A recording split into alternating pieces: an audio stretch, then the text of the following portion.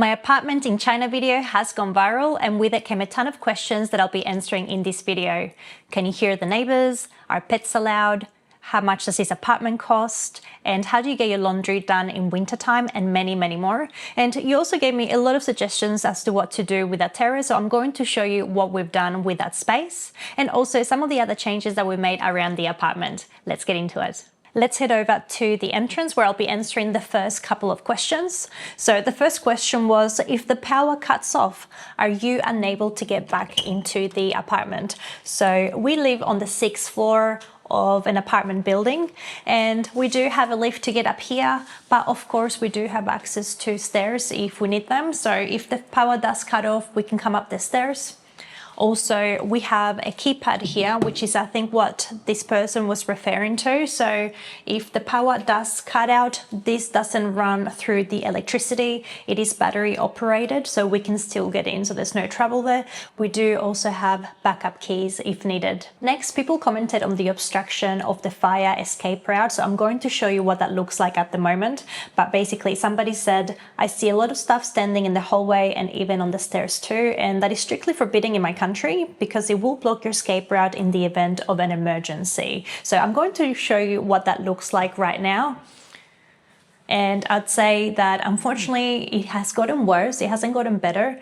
I believe that the complex management is trying to get all of this tidied up and ensure that people are removing all their items. But yeah, as it stands, it's not looking any better. They have added a fire extinguisher box, which is located right here. But yeah, also the route, it's still quite obstructed. Next, I'm going to show you where we park. One of you asked, how far would your parking spot be from your apartment? How far do you have to go? So let's do it. So we come down to the basement via the lift, so that only took a few seconds.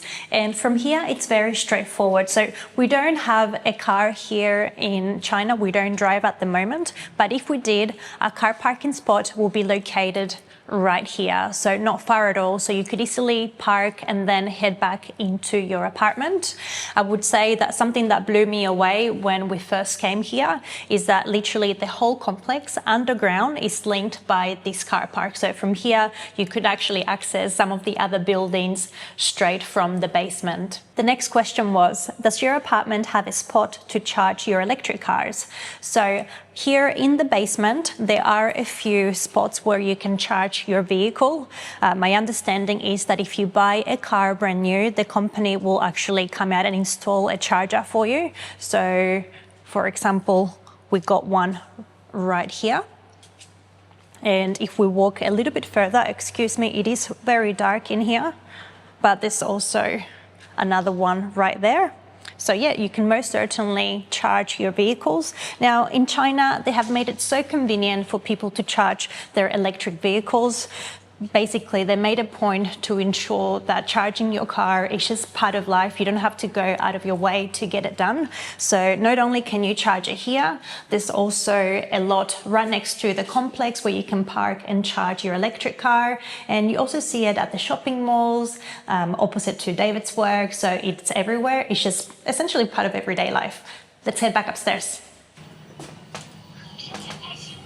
All right, I'm back at the apartment. Let's go back inside. And something that caused a lot of debate was what my door actually says. So every time I put in the code,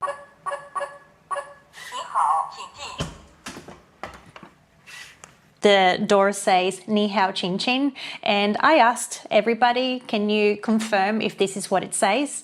So I thought that it said, welcome dear. And some people agreed with me, others disagreed and said that it said something completely different. So let's just settle it for once and for all. So if you can just let me know in the comment section down below, that will be fantastic. While we're here talking about language, let me introduce the sponsor of today's video, LingoTouch. A question that I get asked a lot is, do you need to speak Chinese to live in China? And honestly, for all the day-to-day stuff, life is just so convenient here due to the use of technology. So you can easily get by from dealing with the apartment, ordering a taxi, deliveries, or even your groceries. Everything works really well. But the moment that something does go wrong and you don't speak Chinese, that's when simple things can suddenly feel very difficult.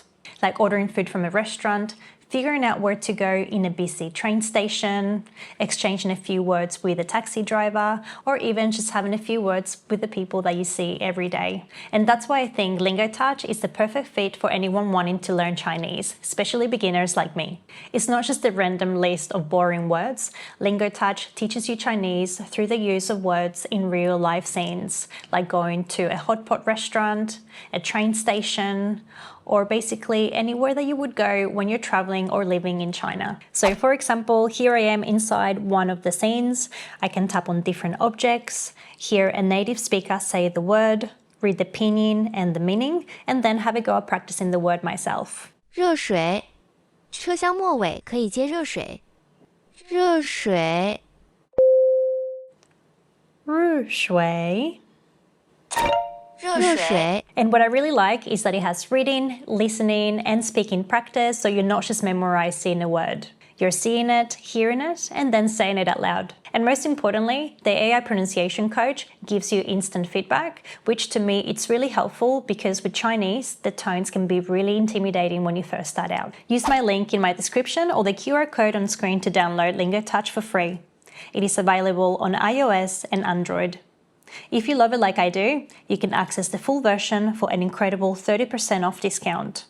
iOS users can use my code ELISA30 at checkout in the App Store. And Android users, you'll automatically receive 30% off using my link. Now let's get back to the video. All right, so let's get to some of the other questions. So where are you located? So we are located in a city called Hangzhou. We are in fact in the outskirts in an area called Yuhang.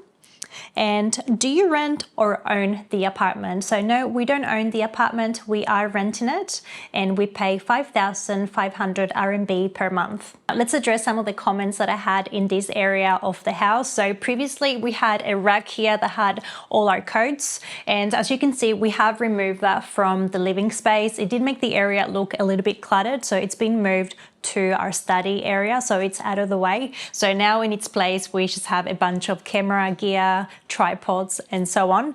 And a lot of you weren't really happy with the way in which we are utilizing the space. So for example, we do have the desk here.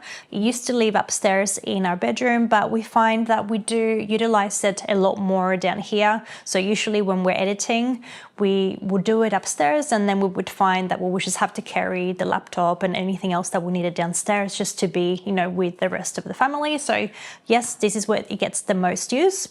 Also, a lot of you were confused about our shoe situation and saying that the storage that we got outside is not sufficient for the whole family. We do have more shoe storage in here as well, just under this little chair and in this cupboard behind me as well. So this place didn't come with a whole lot of storage, so we've added essentially most of the furniture that you see here, which takes me to the next question. Was your apartment furnished? And yes, it's very common here in China for apartments to come partly furnished or fully furnished. And in our case, it did come with a washing machine, a fridge, beds, a sofa, also the TV that you see right behind me, and the tables and cupboards. So actually a fair bit of furniture.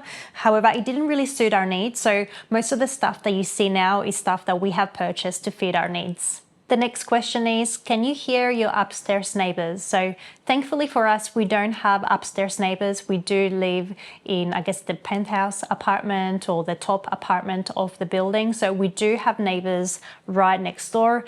I can often hear them when they're just outside the door, but to be honest, we don't really hear them other than that. We did look into moving apartments. At one point, we thought of finding somewhere different.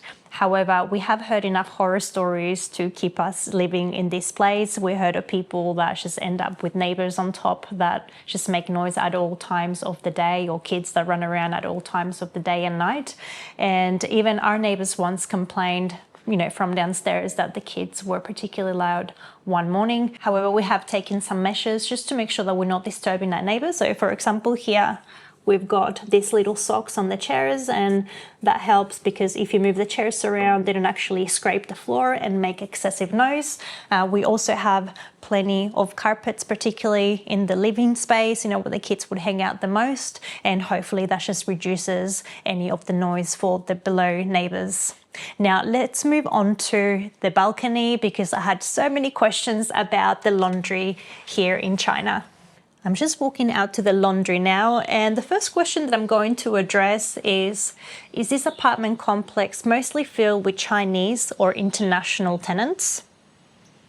And I do have to say that this is a question that actually boggled the mind a little bit. For some reason, a lot of people that watched the apartment video left comments saying or insinuating that, that we live in a rich area, that this area is only for foreigners, that there's no Chinese people, that Chinese people can't afford to live in a place like this. And if you check out my other videos, you're going to see that we live in a Chinese suburb. There are hundreds of apartments here that are filled with Chinese families. I think out of the hundreds of Chinese families, there's maybe like 6 other foreign families in the whole complex. So yes, this is a real place with real Chinese people. Now let's tackle the laundry questions. How do you protect the water lines from freezing on the balcony for the washing machine? So this is a great question. It hasn't happened to us here, thankfully. We did have snow last winter, but I suppose it doesn't get cold enough for the pipes to freeze, so it doesn't appear to be a concern because I do see plenty of washing machines being out on the balconies here in Hangzhou. Also, you asked me, how do you get the laundry done during the winter time? And honestly, I just put on a coat, I come out here and get it done. We got the washing machine right here. So this is not the original washing machine. The washing machine that the landlord provided didn't have hot water. This one heats up the water, and it also has a dryer. So I would say here in Hangzhou, a dryer is indispensable. You really do need it, particularly both in winter and in summer. It gets very, very humid and nothing will dry. I do also have this clothes horse, so I can quite easily carry this inside during the winter time or even now during the summer to dry any additional clothes when they're not drying out here. I would say that if you're a family the size of my family, we are 5 people. I got 2 boys and a girl plus my husband. I would suggest that you don't get a washer dryer combination. I would suggest that you get them separate. Oftentimes I find that I just can't dry everything in the dryer because then it means that I can't do any washing, because drying and washing can take about 4 to 5 hours. So yeah, I do recommend having them split. That's something that I would definitely do differently if I had the chance. And you also asked, is there no indoor washing and dryer? And no, definitely not in this apartment. We do all the washing right here. I also have this adjustable rack as well, so I can hang all the washing. Some people, they suggest that we move the washing machine to the terrace, but if you have seen my terrace transformation video, you'll see that there's no water connection up there, there's no electricity points, so it wouldn't be an easy thing to do to move the washing machine up there anyway. And lastly, one of the comments that I had was, I would be terrified to have children in an apartment with an open balcony. So this apartment has many balconies, lots of outdoor spaces. And I have to be honest, if my children were younger, I would also be concerned. But thankfully, they're now older. They are 7, 9, and 12. So I don't have any concerns for their safety when it comes to the balcony. We have taught them, not to climb on the railings and also not to get on the furniture. They're old enough to understand that. However, if you did have younger children, there are extra measures that you could take to lock the doors to ensure, that they're not accessing these kind of outdoor spaces on their own. So thank you so much for your concern. Now let's head back to the piano room and the kitchen to address a few more questions. Now, with the kitchen, some of you told me that it would be an absolute deal breaker due to the size. So I'm going to show you it right now if you haven't seen it yet. So this is my kitchen right here. So it has 2 hot plates or hobs for cooking. We got the sink right there, and there's really not much counter space or room for a dishwasher. But I have to be honest, we've been in this apartment for nearly 2 years now, and I'm just so used to it. It doesn't bother me one bit. Do I miss having a dishwasher? Absolutely. However, if I have to do any kind of big prepping, if I'm cooking a lot of food, I utilize the table out here. But I also have to admit that I have adjusted the way that I cook as well. I don't spend nearly as much time making complicated meals. I've simplified my life quite a lot when it comes to meals. So I'm perfectly okay with that. Also, some of you were a little bit confused and offended that I like to keep smells inside my kitchen. So what I have since learned, as you can see, we've got a door right here that you can close in the kitchen.